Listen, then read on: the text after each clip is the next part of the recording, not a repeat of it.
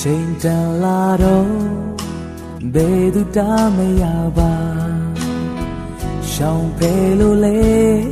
ဒီနေ့ကြုံဆုံးတွေ့မဲ့အရာတတိတရားအစားအချိန်ဆုံးသက်ပေးမဲ့ရာဒီအချိန်မှမဲရောက်နေပြီသေးခြင်းမှာလာချိန်လိုပဲ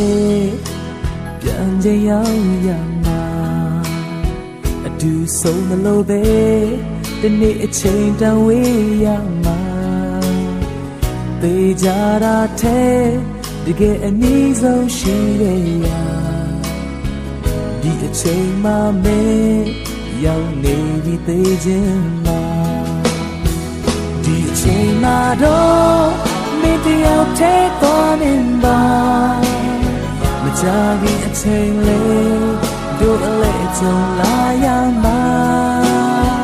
ဟိုစီကဖက်ကတို့လာခြင်းဆောင်လိုက်ပါမိုးကောင်းရင်တဲ့တွေ့ဆုံမဲ့တရားရှိမှာဘယ်နေရာမှာလဲဘယ်အချိန်လဲမသိပါ